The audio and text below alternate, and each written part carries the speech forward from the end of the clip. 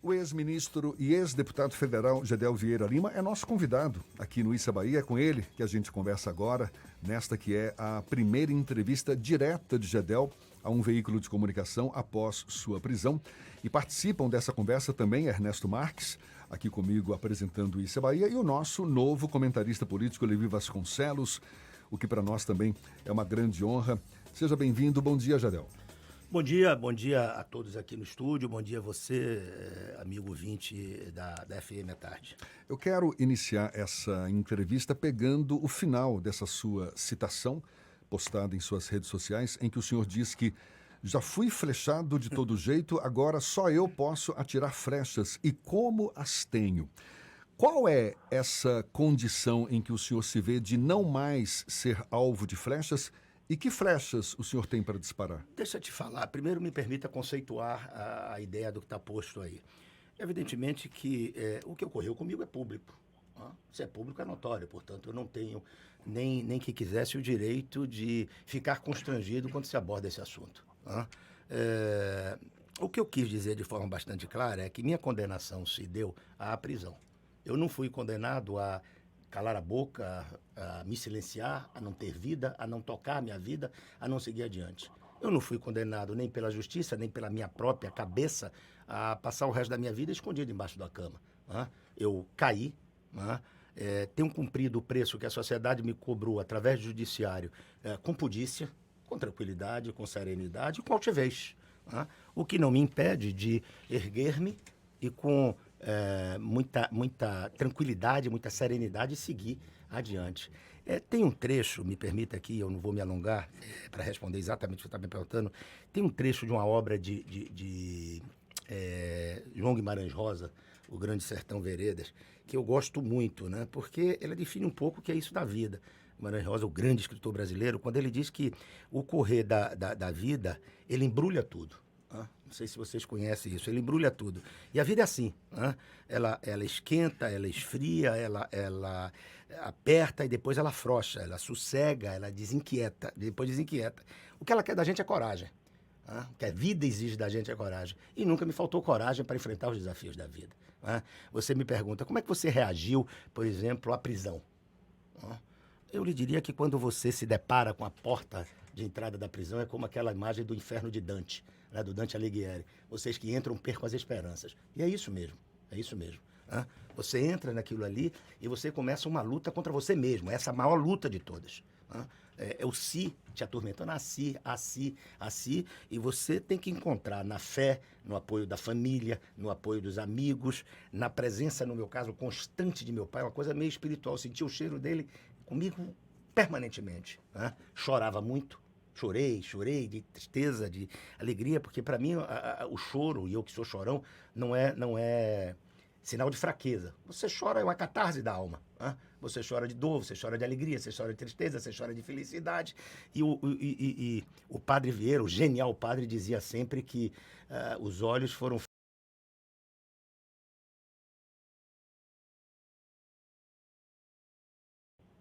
e não veem, não enxergam. E ninguém pode atribuir a um deficiente visual a falta de coragem. Dito isso, eu quero lhe colocar o que é que eu disse aí. Eu disse o seguinte, eu continuarei participando. E não me constranjam, não tentem me constranger, porque as mazelas que me atribuíram são públicas. Então eu fiz questão de pegar essa tal dessa foto, que é o que mais usam, para dizer, cala a boca, olha aqui, você é isso, você é ladrão, você é isso. Para dizer, meu caro, está aqui.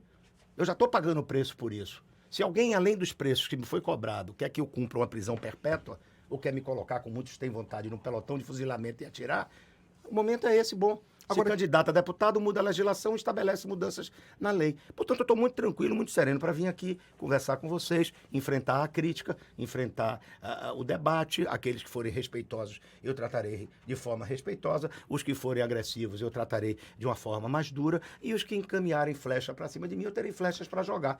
Eu queria tocar nesse ponto. Toque lá. Flechas para jogar. Para atirar. Para atirar, não é? Ser mais preciso.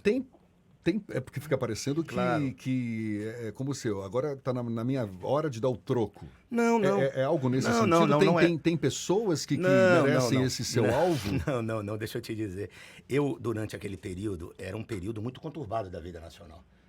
Você não tinha nem muito o que se defender. Tanto que, quando me perguntam sobre o mérito das acusações, eu digo isso, meus advogados trataram no processo.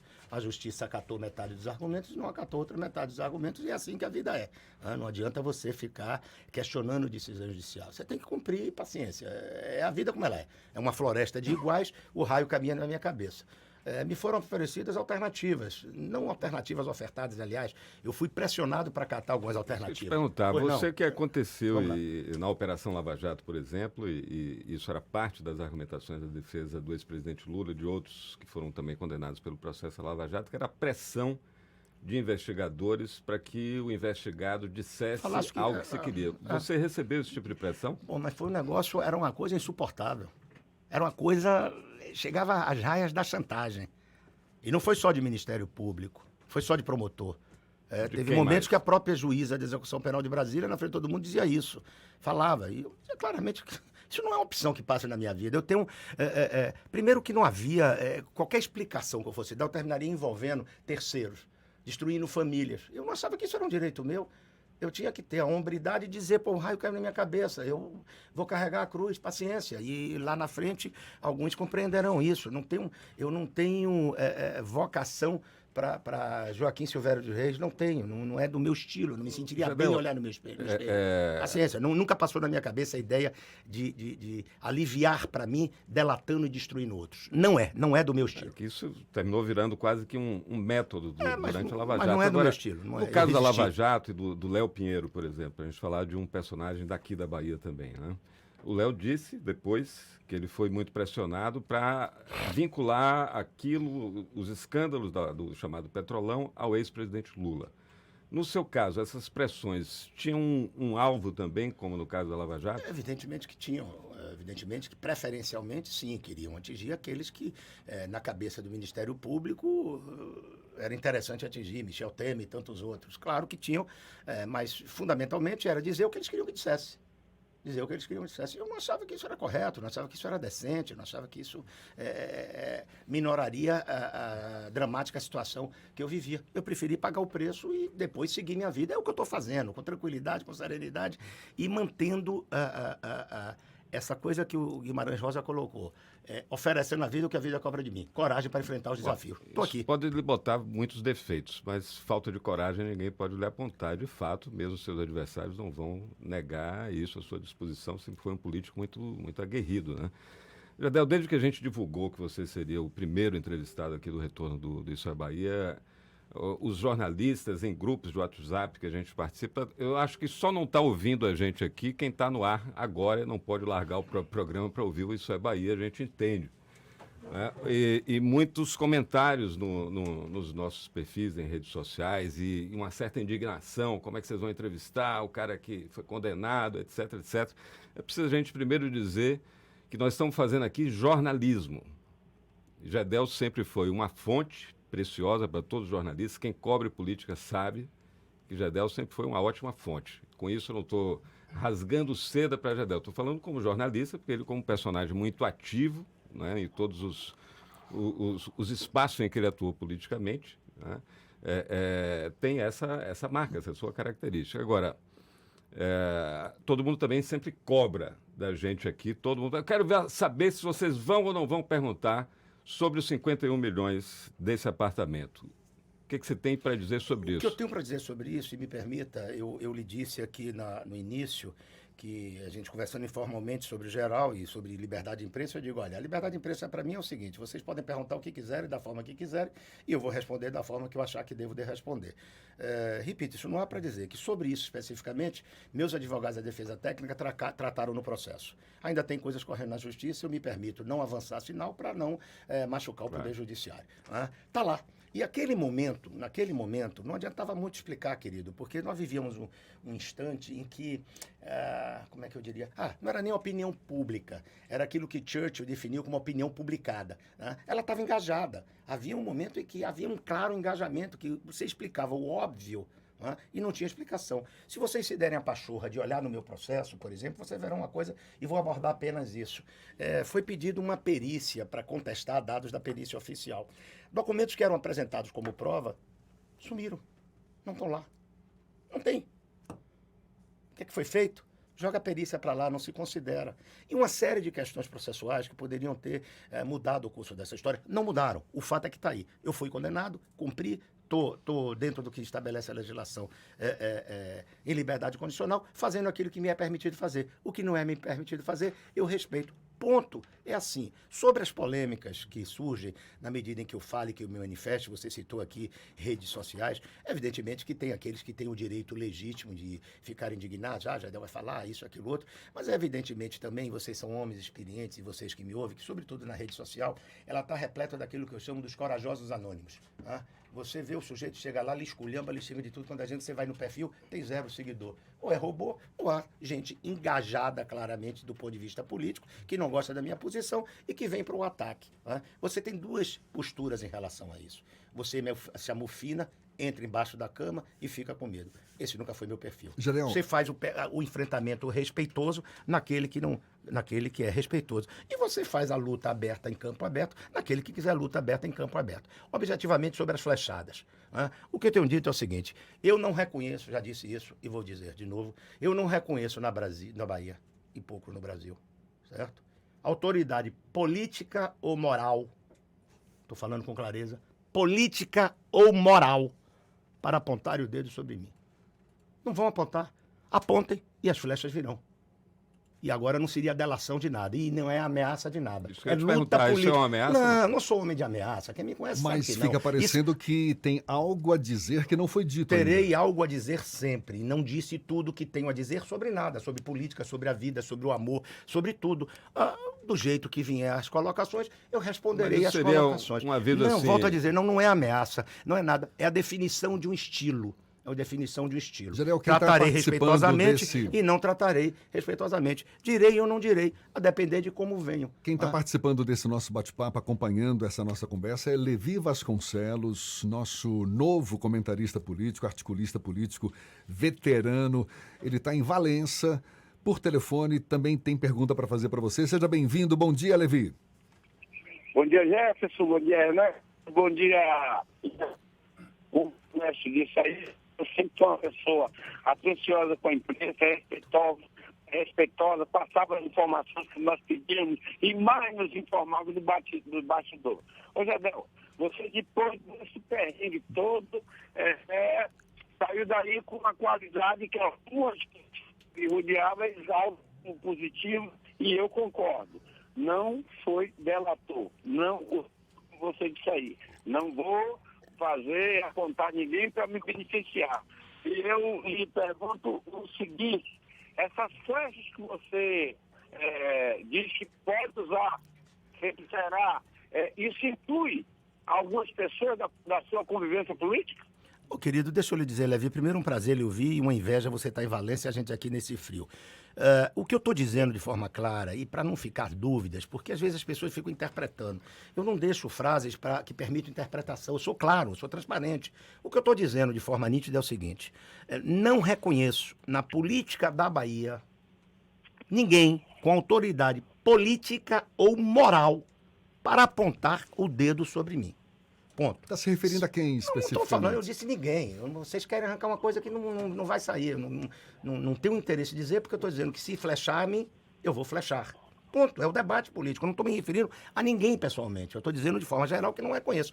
Quem acha que tem, que se manifeste. E aí vamos para o debate público. Simples assim. Até porque, veja bem, vamos tratar então, vocês estão curiosos, vamos tratar de política da Bahia.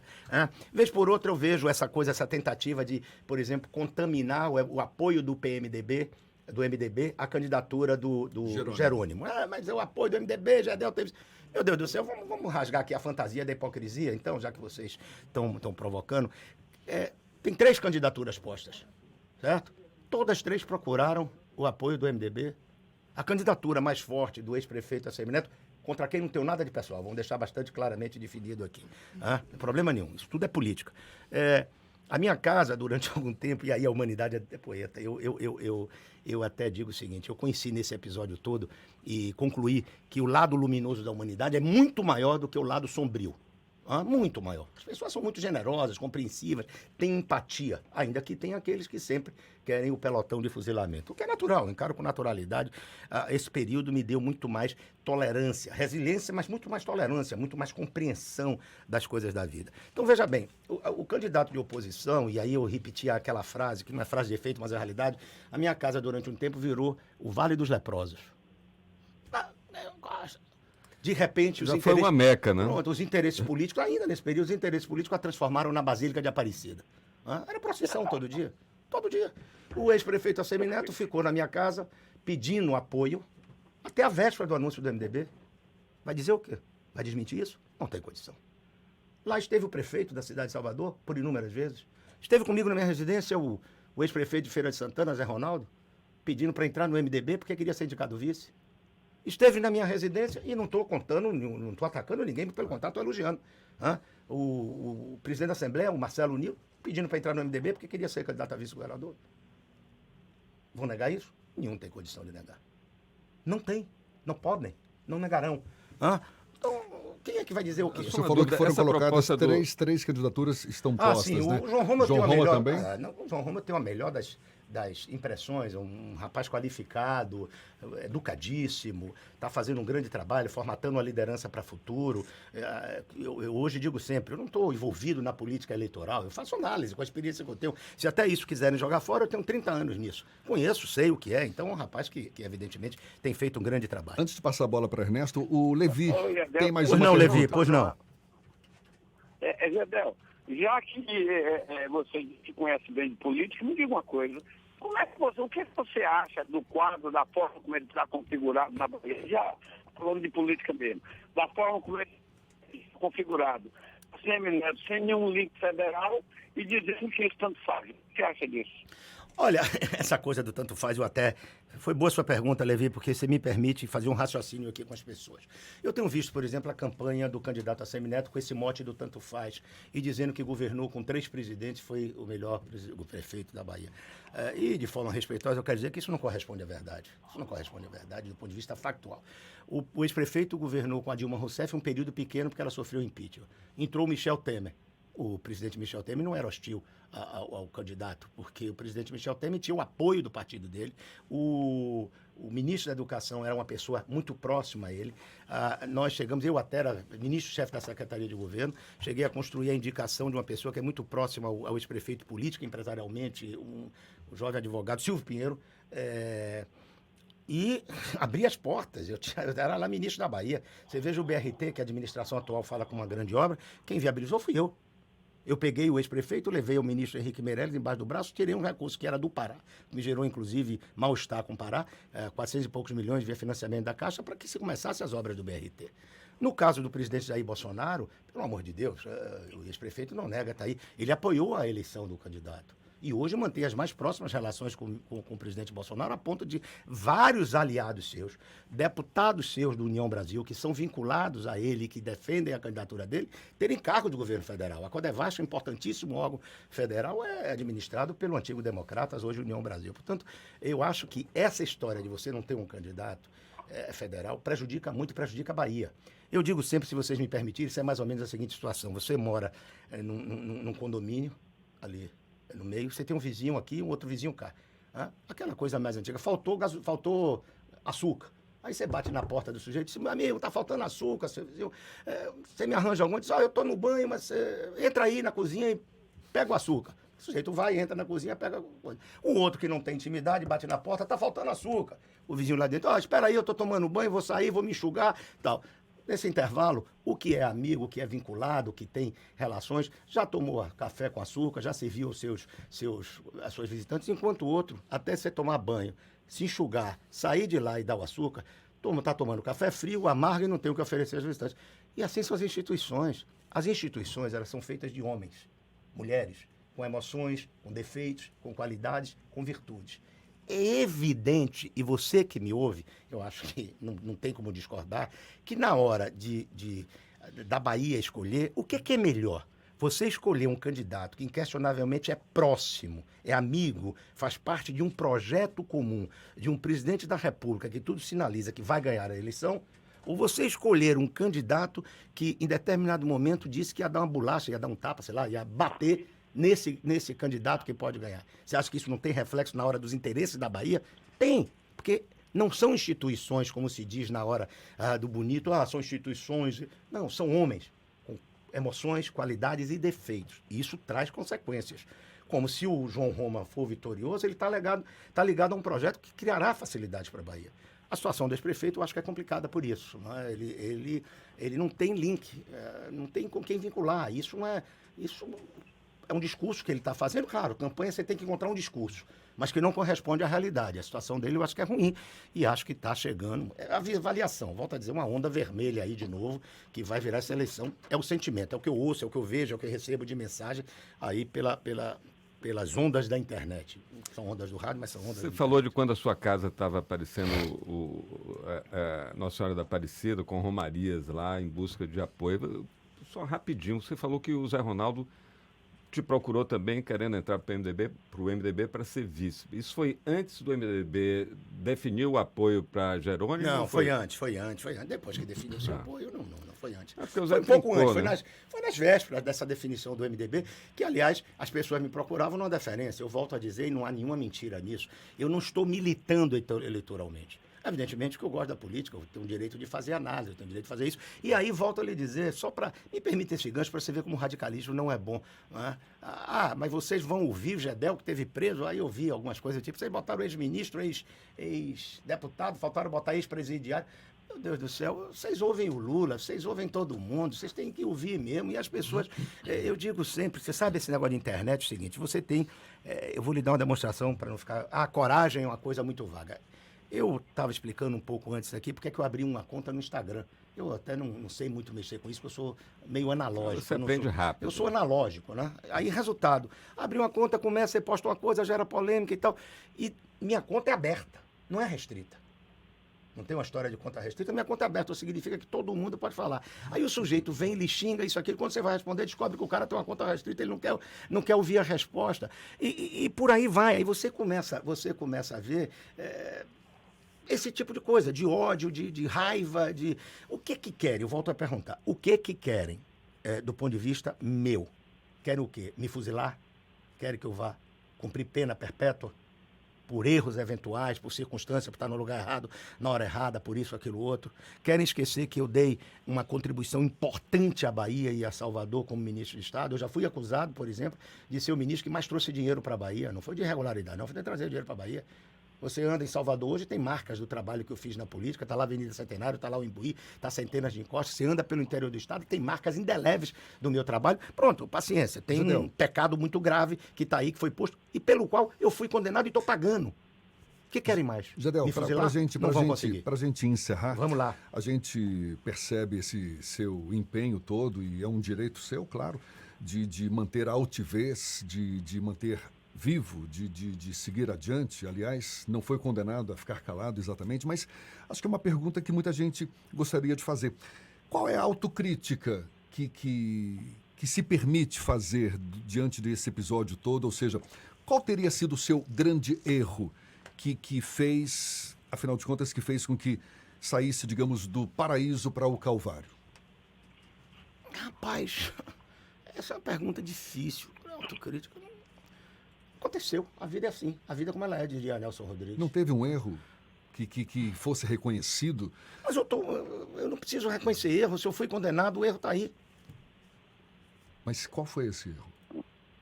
O erro foi não ter... Então tá, vamos lá. O erro foi não ter reagido a uma estrutura na qual eu estava inserido dentro da política. Eu podia ter reagido, descoberto, não, eu me entreguei àquela estrutura da política, aquele modus operandi de fazer política, de financiamento de campanha, de tudo mais. Mas isso, quando você olha para trás, no livro de história, é sempre fácil. Né? O doutor Ulisses Guimarães dizia, com si você bota Paris dentro da garrafa. Então hoje é fácil. Se acontece... Aconteceu. A vida como ela é, diria Nelson Rodrigues. Aconteceu comigo, não aconteceu com outros que poderia ter acontecido. Paciência, estou pagando o preço, estou seguindo adiante e ninguém vai me parar nesse desiderato de seguir adiante, de viver a vida, carregando minhas marcas, minhas cicatrizes, reciclando, me levando e fazendo o que eu gosto, o que eu sei fazer, tanto no campo pessoal como no ponto de vista público. O que é que me restou fazer? O que eu estou fazendo? Conversando, analisando, acompanhando, dando opinião. Algumas podem ser ouvidas, outras não. A sugestão que for boa, segue. Se a que não for, joga-se na lata do lixo. Paciência e com humildade e resiliência, ouvindo críticas mais duras, ouvindo reconhecimentos, ouvindo posicionamentos e tocando a vida. Fazer a última aqui, por favor. Saideira, que o nosso tempo vamos está chegando. claro. Rapidinho, Mas duas em uma. Claro. Gedel mudou? Pergunta 1. Pergunta 2. Qual vai ser o seu lugar na política baiana a partir de agora? Olha, mudou. Ninguém passa por uma experiência que eu passei e sai o mesmo homem. Ninguém. Absolutamente ninguém. Evidentemente que você muda. Eu vi o Lula dizer agora no comício... Mudou como homem, como político também? Com tudo. Com tudo. Ninguém sai igual de uma experiência dessa. Eu vi o Lula dizer agora num comício em Curitiba que a cadeia ensinou muito a ele. A cadeia ensinou a Lula, a cadeia ensinou a tantos outros, Dostoiévski, ensinou a tantos. Ninguém passa ali naquele inferno sem se fortalecer espiritualmente, sem ver o mundo de outra maneira, sem reciclar, sem sair com mais resiliência, com mais humildade, com mais tolerância. Eu diria, por exemplo, quando me perguntam, e seu pavio? Eu digo, não, ele ficou mais curto, ele ficou mais longo? Não, eu digo, ele demora mais de acender. Mas já é uma mudança e tudo isso vai colocando. Qual é o meu papel na política da Bahia? Eu diria a você de observar. Eu não tenho mais vontade, não tenho mais tesão, não tenho mais desejo, não tenho mais condição de ir para uma luta eleitoral. Não quero mais, não desejo ainda que a oportunidade tivesse. Mas eu gosto disso, de observar. Eu tenho uma longa e larga experiência, boa e ruim, nesse processo político. E posso observar. E tenho certeza absoluta que quando eu faço observações, quando eu faço previsões, quando eu faço colocações, elas estão sustentadas numa vasta experiência e você vai ver. Muitas das coisas que eu estou dizendo vão se consolidar e se confirmar ali adiante. Gedel Vieira Lima, ex-ministro, ex-deputado federal, primeira entrevista depois desse episódio todo, esse calvário, mas que, segundo ele, está servindo para reunir novas forças e seguir adiante. Muito obrigado. Eu que agradeço a vocês e parabenizo. Vocês foram duros para quem está recebendo o sujeito pela primeira vez, mas vamos em frente. Vocês cumpriram o seu dever e eu espero ter podido de alguma forma contribuir, dar uma visão aí às pessoas do momento atual. Tanto o meu como da política da Bahia. Um abraço, muito obrigado a vocês. Muito obrigado mais uma vez. Agora, 1 minuto para as 8 horas.